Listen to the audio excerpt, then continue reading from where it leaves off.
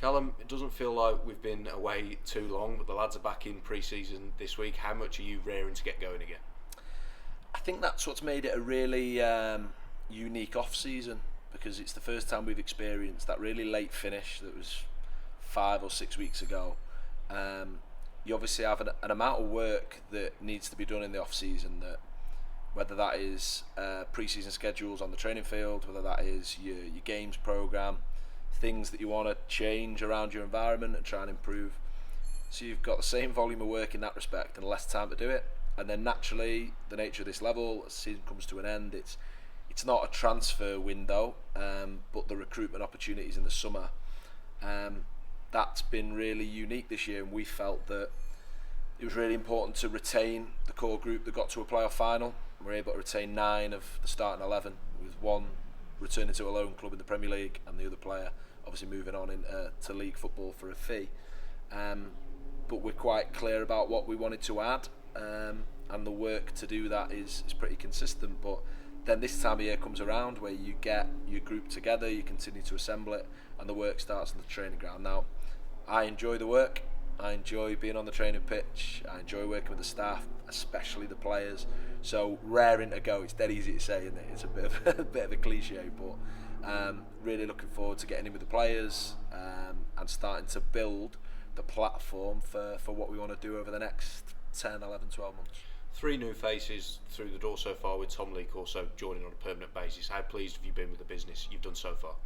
Yeah, really pleased. And without sounding repetitive, I feel what we did in the second half of last season put us in a really strong place and a really strong platform. Now, look, I'm really real that isn't worth anything in terms of points. It's only worth something if it is that platform that you then go and build from, which was to retain what I feel was the core of a really strong squad. But at the same time, you have to have an appetite, a willingness, and also know how you're going to improve. So we felt, look, we wanted to add quality in central defensive areas. Naturally, we lose one. Yes, we do Leakey on a permanent, and we bring James Jones, who's won promotion at this level, a recognised National League player, played in the EFL. We wanted to add another energetic, high-energy, box-to-box midfielder that is comfortable playing those midfield roles. And you do that with Finn Shrimpton, great age profile, but also has played a lot of games at this level now, where you feel like you're getting a ready-made player. But naturally, I think a real focus for us is on those forward areas. Largely, it's the quality at that end of the pitch that can decide really where you go. And I think we found that in my second season here, that when we weren't able to get our best ones on the pitch, and then weren't able to have the quality that we want, you saw many games that we didn't score the goals that we wanted. But at the same time, you have to recognise when you've got good ones in the building. So with adding a Franz Anzala, physical profile that we thought we were lacking, great age profile, real experience, yes, but been promoted, but he's difficult to play against. Is the phrase I use when I watch Ozzy play, is he's awkward to defend against. He's quite raw, quite unpredictable, and we feel that could really help us in those forward areas. So we're looking to add one more defensive player in a full-back position, at least one more forward. But I always have to have and I was quite clear on this, when you're looking to add to the group, they have to be better than what you've got. And in Tom Pears, we have a forward player that scored over 20 goals last season. In Connor Woods, we have a forward player that scored 9 goals over 2 clubs, playing in one team that were at the wrong end of the division, then adjusting and having to adjust quickly and finishing the season really strong with ourselves. Well, if he builds on a 9-goal a season return from a wide position, I'd say a double-figured goal return from a wide area is really, really pleasing. Dylan Motley-Henry scored 6 goals last season in what was half a campaign. The first half of the season for him, for a variety of reasons, was a bit of a non-starter. Didn't really join up with us till that middle of October time, had an injury.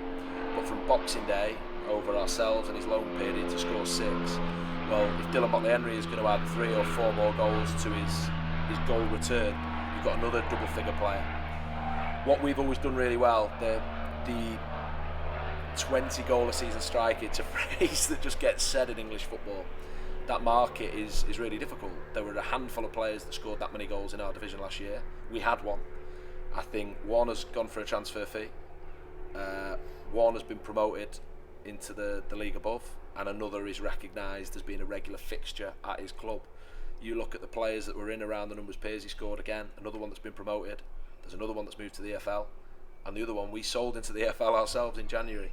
What we've always done really well is build forwards. You look at what we did with Kurt Willoughby in my first season here, Tom Pearce last season. Forwards here, we feel like we've got a decent crop. But what's important is we only add to what we feel is going to improve us in the team, in the squad, options that we don't currently have or needing more of a particular option. So it's been quite a measured recruitment period yet to have those bodies. We were never going to do loads. It almost does look like one in, one out. But I'd expect us to do, like I say, a full back, at least one more forward. And then what we will be able to do during the season is react and add to the group as and when it's necessary or as and when it's appropriate. The Boost the Budget campaign, once again, has been an unbelievable success, over that £100,000 mark now. How much do you appreciate that, and how important is that for you, your management team and the recruitment this summer? I think the first thing I'm so glad you mentioned there is it is just really appreciated, and it's people putting their hand in the pocket, the same way they do with season tickets, with all the other schemes that the clubs run, but particularly it's a no strings attached contribution that I really take personally in a positive sense of we're being entrusted with an amount of money to go and improve our team and our squad. That's the reality. It's massively appreciated. Look, it's so important, it makes a difference. The way I try and be, and I've talked a lot around, you won't hear me talking about budgets and competing with these and that, but just want to be real at the same time of every £4,500 in that pot is £100 a week into the playing budget, in and around over the 44 weeks of the contract. What it gives us the chance to do is be a little bit more competitive and a bit more ambitious, but at the same time we still aren't in that market for 4-figure players a week. We aren't in the market for the players that want 52-week contracts. What it allows us to do, in my opinion, is be stronger in the market that we're in, but you still have to act with real realism. You still aren't gonna, I talked about those players that have all got moves into the EFL, we're still not in that market to compete, and I think the fact that the supporters put their hands in the pocket to support us in that way and give us, do you know what, almost show a bit of faith in us and what we've done, and I reflect really positively on our recruitment over the years. You look at that starting 11 from that Scunthorpe United playoff final, how many of those players we'd brought to the club. But it's, like I say, it's been a strange summer. You are 3 weeks behind everyone else. You're only in the free agent market, really. We weren't able to compete with other clubs that might have wanted to retain their players because they had players signing contract extensions before we'd lined up in the playoff final. But the fact that supporters have still really got behind it, trust us that we value that money and we respect how we spend it. What I've got to make sure I do is every pound that we spend, we generate £2 of value. That's the way to get more bang for our buck. But thank you so much for the support.